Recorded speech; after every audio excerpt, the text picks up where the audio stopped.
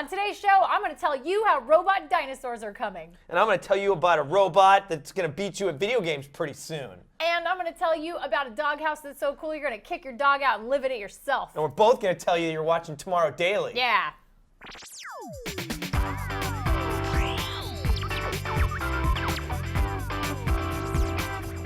Attitude. Greetings, citizens of the internet. Welcome to Tomorrow Daily, the best geek talk show in the known universe. I'm your host, Ashley Scott. Joining me as always, filled with attitude today, Kill Anonymous. I'm Kill Anonymous. So what? Who cares? Get over it. Deal with it. Kill, you should have brought sunglasses. You do deal with it. Oh, somebody could GIF it. no. That's okay. Yeah, somebody could GIF it. It really let me down on yesterday's Photoshop. I'm just putting that out there. I didn't see I any asked for lasers. Photoshop. I didn't see any large Jeff Goldblums. I didn't see any of that in my feed. You guys blew it, especially you. Stefan. Roger. Oh. Stefan. Oh. Our regular I was just Photoshopper. gonna pick a name. Oh, you were just going to pick a name. Okay, I'm so calling anyway. someone out. An actual person. Okay, guys, we have some really fun stories today, so let's not waste any more time. Let's hit the headlines. So the EPFL, which is, they've been working on this project. We've seen a lot of robots that sort of mimic animals, right? So they've been working on robots that behave like animals for a while now, and this particular project I think they've been working on for over a decade. So it's been 10 years in the making. This is kind of crazy. They've unveiled Plurobot. So here comes Plurobot. You can see in the video. Oh, God. This is a salamander-esque robot. It looks very similar to a skeleton of a salamander crawling around. It can walk on land and swim on water. It has, this is my favorite, it has a help of a diving, it has a suit, a little diving suit that it goes into, and then it can like swim in the water because it needs to be waterproof. So here's how they built it, and it's really impressive to watch move because it looks really lifelike, right? Right. So, okay, they tracked 64 different points on a salamander skeleton using X-ray. They filmed it under X-ray, so they were able to see exactly how the skeleton of this salamander moved. And then they were able to sort of figure out how many joints the robot needed and which ones needed to be active based on all of the different postures and gaits that the salamander showed off, like while it was moving. So they said that, this is so cool, they said that if they were to apply neural patterns to both the robot salamander or a real salamander, like neural patterns that you would apply to a real life salamander, it would do the same things that this robot salamander, that's how accurate it is. Way to go. Like, it's pretty accurate. It would respond and move really similarly to the real thing, which is awesome. So this is remote controlled, though. Yeah, like they have, I would imagine it's got some servos in it that lets it kind of walk itself, and some sensors and stuff. So this is my favorite part for you, Kale. Okay. The next step is to use, they say, the EPFL says the next step for this project is to use the same methods to bring robotic dinosaurs. Yeah! Life found a way! That's awesome.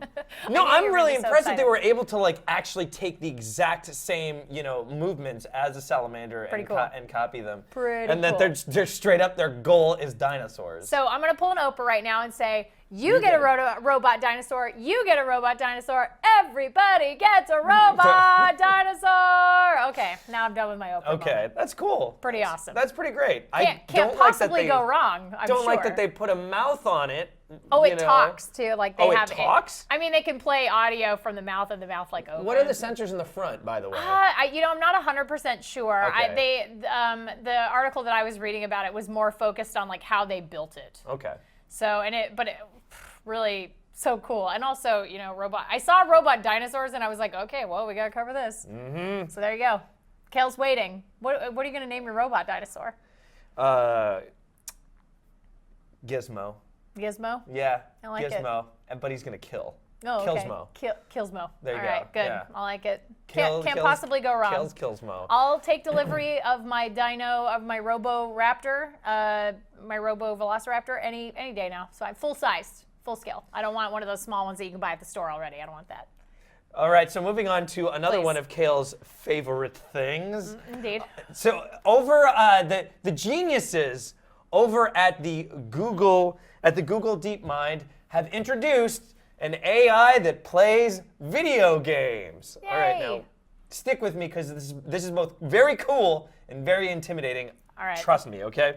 So this is a robot playing Breakout, which is one of 49 Atari games that this AI learned to play. Now, as you can see, it's doing pretty bad. Terrible. It's really bad. Really awful. It's really bad at playing Breakout. It's blowing it right However, the cool part about all this is that the AI learns, okay? It's not taught the rules of the game, it learns. And it gets better and better, just like the human brain. After you try this game enough times, you start to figure it out. I see in the video it's saying like 100 training episodes, 200, this is 400 that we're seeing now, and it is better. It is better. Right. So the thing that it's trained to do, however, is remember and learn from previous rounds. So as you can see, it's doing multiple rounds, and it's going to learn and get better and better, attempting to improve its score. So that's how it's basing its movements. Like, oh, if I do this, I get better score. So for instance, as you can see, it thinks of new ways to exploit the game. It found out how to... You trap the ball on the top. That's a trick we all know, but it figured it out. It took it like 600 times. But it figured it out.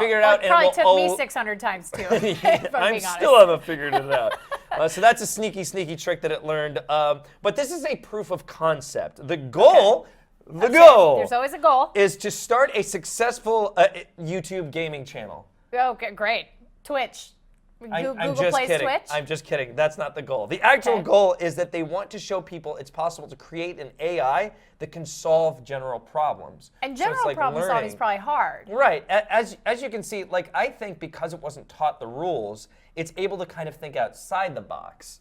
Whereas, I guess so. As opposed to being specifically programmed to play one game at a time, like here's the rules, here's how it works. Because if you find an exploit in a game, you're going to use that exploit. It's true. And you're not going to follow the rules. So the next thing they're hoping it'll like learn things like if you want to go on travel, you could just yell at the AI and be like, oh, here are some prerequisites. Like when I land, I want to go eat here, or I need to be here by this certain time, or I like to wake up at this time, and it'll be able to like work within those means to create travel. That's the only real example. I'm sure you could think of a million. But right now, so their next thing after they've taught it all these Atari games is that they're going to teach it 90s games. Oh, good. So they're moving to the next decade. They're moving to the next decade. Obviously, there's more difficulty rather than just bouncing balls around. So there you go. If they can teach it to beat Contra, then I'll be impressed. And Ghosts and Goblins. Without the Konami code. Ghosts and Goblins as well. Ghosts and Goblins, that's easy. Stop it. I can Get beat out. that game. All right. Well, I got to tell you about this doghouse. Okay. Tell me about the doghouse. You're going to see this video and you're going to freak out. I just am warning you in advance.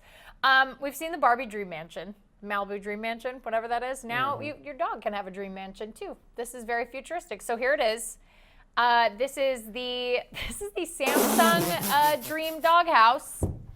Samsung has put together this very futuristic, crazy doghouse that, first of all, I just want really bad. 12 designers and fabricators worked on this thing for about 6 weeks to make it real. There are lots of different things, as you can see. There's a dog treadmill. There is a hot tub. You get a little dog hot tub. You get the jets going. Right. He can hit a button and feed himself some treats. The automatic feeder in there. Right. They got some beautiful lighting. They have a Samsung Galaxy S tablet inside the doghouse. Oh, good. Yeah. They have a designer interior. Look, they got a little. You can see there's pictures on the walls. Look, they got pictures of their dog friends and family. They can have dog friends and family. Yeah, there's the tablet right there, so they can watch a little telly. They can call you. They can call you on Skype. Your dog Skype with you, whatever you want. That's the Samsung Dream Doghouse. That is a real thing. It will be on display at Crufts. I know, you're face palming just so hard. Crufts is one of the biggest dog shows in the world, and it'll be there so people can see it, which makes me laugh. Where's I noticed that there wasn't like a place for them to relieve themselves. Well, and that seems to be the main thing that dogs do in my experience. That's a really good point. I was thinking on the treadmill, it has like that fake grass. Maybe they would just go there. And then run on the treadmill? Just keep running. I don't know.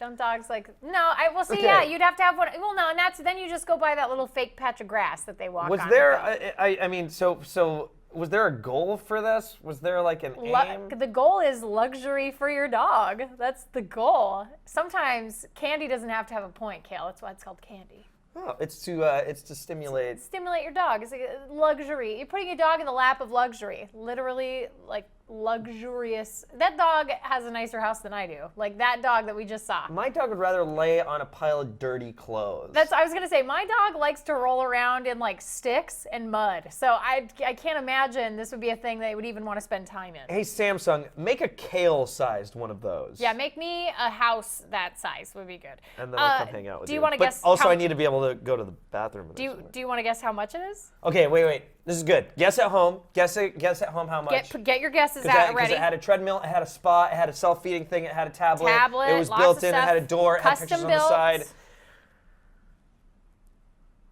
I'm gonna say $3,000. 3,000. Okay. I'm gonna translate this to U.S. dollars because. Guess at home. Guess at home. Because so you might be guessing a little low. Oh no! You might be guessing a little low. A little low. Okay. I'm just saying. Okay. 20,000 British pounds, which is That's like $40,000. That's like $38,000. It's a lot. I'm calculating right now. Let's say done. Go British pound to U.S. dollar. That would be 30,000 U.S. dollars. 30 grand. 30,400 as of today. It's more than a Mini Cooper. Like a Mini Cooper's you could buy your own car. Like $18,000. You could literally buy one of those old VW buses and like make that your house. You could buy a boat. You could buy a houseboat for less than $30,000. There's so many things we've talked about on this show that you could be spending your money on, and then $30,000 for the doghouse of your dreams. You could buy a robot dog. You could literally. You could build a robot dog from scratch. Yeah, you could. You could actually just pay a. Where do you think most of the money went? The designing?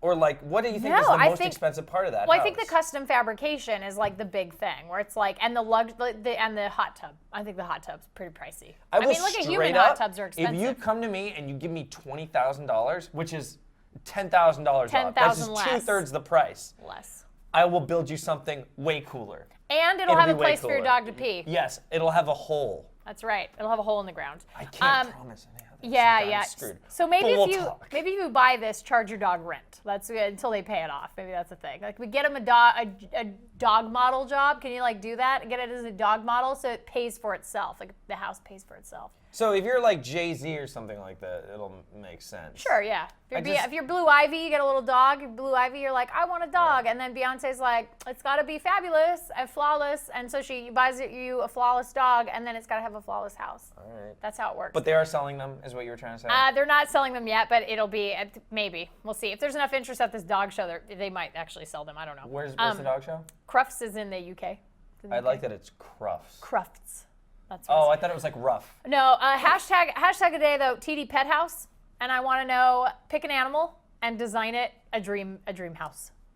So pick your robot dinosaur. What kind of house would it have? My robot dinosaur, first of all, it would have the Jurassic Park gates. Kilsmo. Good old Kilsmo, Jurassic Park gates. The Jurassic Park gates, so it would open up and it would say, "Welcome to Jurassic Park." Okay.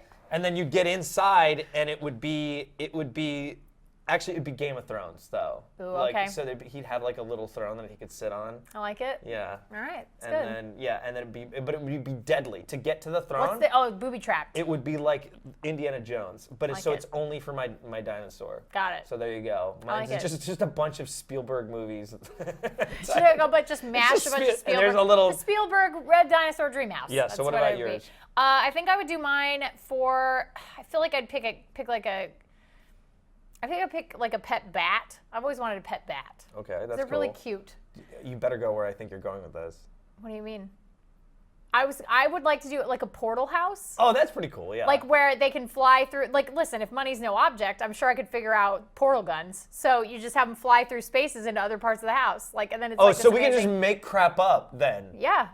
Isn't that the point of the hashtag hashtag fine. Today? In mine, he gets a rocket pack. You have a robot dinosaur. And he gets the robot dinosaur, we just saw that. Okay, fair. We just saw a robot all right, dinosaur. Fair enough. Okay, good. Did we do the portal gun on the show yet? Not we'll yet, probably do it in like 2 months. Actually, when Apple releases the Apple portal gun. I know, right? The Apple portal gun. With NFC. With NFC. NFC scanning. This has been a fun segment. I'm glad you could be a part of this. TD Pet House. TD Pet House. What would your pet house be? And then what would the pet be? They get to pick the pet? Yeah, pick a pet, pick its house. Tell us what the most wild feature in the house would be. What's the craziest feature? No pet Kales, though. Yeah, no pet Kales, no pet Ashleys. Fake Kale. Robot Kale. I'm annoying. Robot Kale, okay. Robot Ashley, fine. Totally good. On that note, we're going to take a quick break. It's Thursday, so we have a round of Into It. We have user feedback and our phone toggle for the day. So don't click away. It's Tomorrow Daily.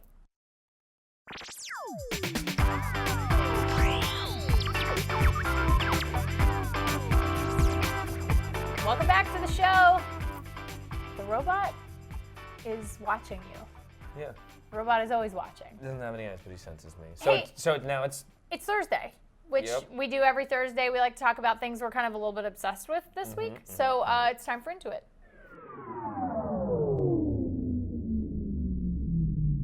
All right, you go first. This week, I as feel like always, you're gonna just like crack me in the face whenever you like bring your hand up so high, it's just like whap. Knocked out. Just pretend I didn't even do anything. You're just on the floor. It's like help. Anyway, so this week, as in all weeks, I am always obsessed about some video game, and sometimes I like to go back and play an old one, especially because I'm a PC gamer because there's mods. Yeah. So this mods make everything fun. Mods are great. That's why I like being a PC gamer. So I decided to get into the Left 4 Dead 2 mods on the Steam store. So they have the workshop. Look. And so one of the ones that I've been wanting to play for a really long time is the Disneyland mod. Disneyland. That lets you play Left 4 Dead killing zombies as you go through Disneyland. This is the greatest mod. Really well done. It's like they took a blueprint and made it. No, that is a really, really good replica of the incredibly parks that I'm accurate, seeing. and there's like a whole backstory because there was like apparently that was a safe. It was supposed to be a safe ground for the against the infected, yeah, okay. and so you're supposed to be able to get like injections there, but it ended up getting infected. But anyway, it's a blast. It's super easy to download, and this is just one of many mods that I've installed. I had one where my whole team, the 4 survivors, were from Futurama. I had one where I was Hitsumi, whatever that Japanese pop star. Oh, this is the best. Harley Quinn. You can change the guns. I had a chainsaw that was from Lollipop Chainsaw, but it made the sounds that Homer makes when he does a chainsaw. He goes, "Hey Bart, you want to see my new chainsaw and hockey mask?" Anytime I took it out. But it's really cool. It's a lot of fun. Wow. So yeah, I guess if you want to watch me, I'm gonna play it maybe Friday night. So if you guys want to see, it has the stretching portraits inside the haunted mansion. I haven't gotten that far. Okay, damn it! Cut away. Okay. That is amazing, and if you're just listening at home, that is super detailed, and you should definitely go look that up because it's really impressive. Wow. Yeah, huge Disney fans here. Huge yeah, zombie big fans time, too, big time. So. Kale and I are big Disney fans. So you actually brought a prop for yours. I did. I brought a real life thing. So if you're listening, you're missing. This is what I'm into. So here it is. This is the Grand Budapest Hotel. It's a book, and it's a very large coffee table book, and it has pictures and interviews and stuff from the cast. I'm gonna try to bring this. It's like really unwieldy. Yeah, like story time. Gigantic. But yeah, it's really cool, and there's all kinds of great stuff in here that you can check out. They have like interviews with the costume people and script stuff and pictures of all of the production and set design. And I mean, it's really cool. Concept art. I just really love it. So that's, I'm super because they use like a lot of models. This thing won a ton of Oscars for costuming and set design. So it's such a great movie. Like it's a really whimsical, just charming movie. If you haven't seen it, I highly recommend it. It was one of my favorites of last year. Might even have been my movie of the year last year. If I ran the Oscars, maybe I would have given it to that. But I really like movies like that. Kale's just like, you are I would have given it to Lego Movie. Well, yeah, see? Just to screw whimsical, with everybody. Cheerful, it's the same type of thing. Ones. I get it. But yeah, so that's what I'm into. I really like it. It's super cool. I think it was like $20 or $25 on Amazon. It's hardcover. It smells amazing. I love the smell of a new book, so it smells so good. But yeah, that's what I'm into this week. I'm really enjoying it. And I told Kale I'm like taking my time with it. I don't want to like rush through it and like eat it all up and then be done with it and be like, oh, okay, my coffee book table's all over. So I'm kind of like going through a couple pages at a time. Because you gotta throw it away after you. Well, yeah, I'm just gonna obviously burn it. You burn your books after you're done with them, right? You just light them up. Yeah. Yeah, of course, as one does. You get in a tent and you burn it, and then you breathe it all in. And that's how you get all the words. That's how you get all the content. Get it's super good. Yeah, you take the book's power. This has been the best episode. No, it'll be a really nice coffee table book once I'm done. But I'm trying to pace myself and enjoy it, because sometimes I will read through books really, really fast, and then I feel like maybe I didn't enjoy it as much as I should have. Especially since it's a picture book, yeah. Right, yeah, exactly. So, so yeah, that's what I'm into. But now it's time to Wait, talk. how much? You didn't say how much it was. I said it was like 20 or 25 bucks. Okay. It's over on Amazon. Okay, I got it on Amazon. Okay, it is now time for what you're into, which is your user feedback. Yesterday, we asked you guys to use the hashtag TDSchooled to tell us what class you'd want to take and who you'd want to teach it after we told you all about the free Stan Lee comic book class, which I have registered for now officially. Like, Crap, I forgot to do that. Yeah, you got to do it. When is the deadline? The class doesn't start till like May 5th, so you're good. You got time. And I think because it's on the internet, there's like no maximum. You can just many people do that, yeah. Tony wrote into us and said, I would like to learn martial arts taught by Bruce Lee. Oh man, that would be the hardest class in the world. It would be. He's so like. And if you mess up, he'll just do the punch right there, like. Yeah, that launches you across the room. But yeah. like he never ate, and he worked out every waking moment. He was hardcore. That's not a class. That's a lifestyle. That's like 100 times more intense than CrossFit. And then at the end of the course, your test is that you have to try and be in the Crow. Yeah. Or was it the Crow? And then no, it wasn't the Crow. No, how did he die? That was Brandon Lee. Oh. Sorry. That was no, but okay, fine. I get you it, have to be in the Crow, and you have to try not to die. You have to try not to die. Stephen wrote in and said, a theoretical and practical history of modern drumming taught by a younger Ginger Baker. I dig it. I like it. Producer Logan probably loved that one. Producer Logan is cheering for you right now. Yeah. Jesus wrote in and said, the fundamental structure of space-time, a course taught jointly by Stephen Hawking, Emmett Brown, and the Doctor. Oh, that's fantastic. I like that. That's pretty good. Yeah. I like that you picked more than one teacher. Neil wrote into us and said, I want to learn to be an absolutely terrible person taught by Joffrey Baratheon. Little ish, because we can't swear on the show, and then TDSchooled. Wow, that would not be a fun class. No, actually. like well, but what if you were like teacher's pet? What if you were so horrible that he was like, oh, you're great. Like, you're my favorite student. It's almost like, that would almost be like learning the dark side from Darth Vader. There would only be one student at a time. Speaking of which, Oh. Robert wrote into us and said a couple of things. He said, I would like to have a class taught by the legendary Harry Houdini, as well as other famous magicians, past and present, and I'd like to learn about the birth of magic, close-up, escape, mentalism. My fictional class would be taught by Luke Skywalker on using the Force. I would like to take a class with the Star Wars engineers and inventors in building lightsabers, blasters, speeder bikes, T-16s, TIE fighters, X-Wings, etc. The final exam would be a dogfight and a laser tag battle using paintballs. Robert, I gotta tell you, you had this whole wonderful world built up of like, I'm gonna learn how to make a TIE fighter, I'm gonna learn how to do that stuff, and then we're gonna have a paintball fight at the end. No, if you have all that stuff available to you, you get out there and you use those TIE fighters. You can have a real life TIE fighter dogfight. I didn't see any lightsaber battle involved in there real life either. lightsaber battle. You do it. So we're on board. I like it. Yeah. I like where you're at. I like where your head's at. That's what I'm saying. All right, guys, it's time for our very last piece of user feedback, which is, as always, our photographer of the day.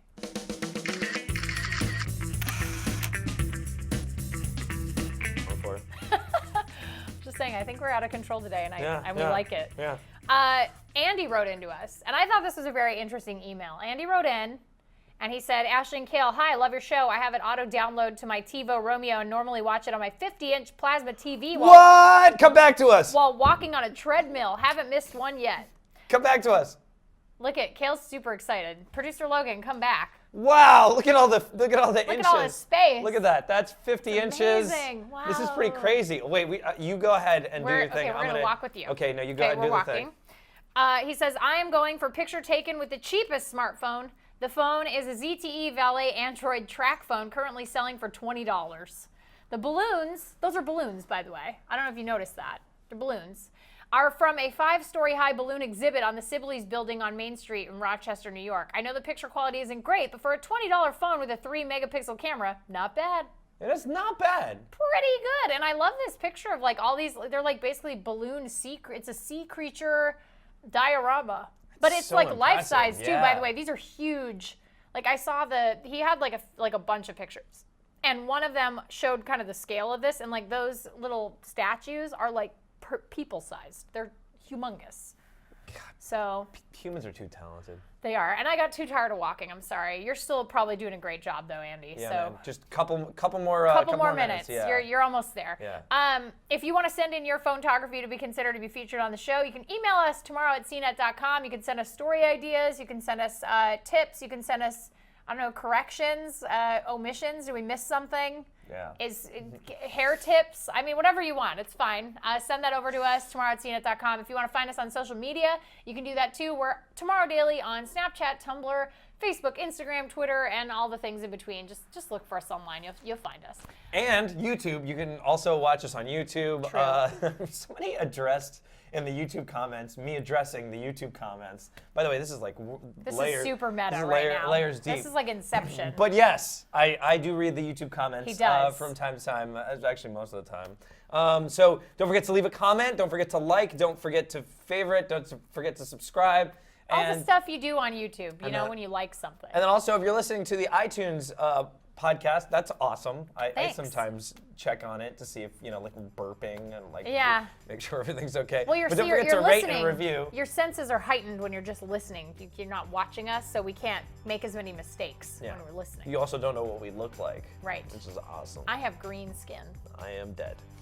So there you go. And don't forget to follow us on our Twitter accounts as well, @KaleAnonymous. @Ashley Esqueda. And that's it for this show. We will not be here on Monday. Woo! Oh. I know. I will be in San Francisco for the Apple event. I will be doing a live stream. You can go over to cnet.com and check that out very early on Monday morning. I believe our live stream starts at around 8:30 a.m. Pacific time. You can check that out, but we'll be back on Tuesday with a brand new show with all kinds of weird tech, science, robots, space, geek, pop culture, everything you can think of. But until then, be good humans, and we'll see you next time. Bye.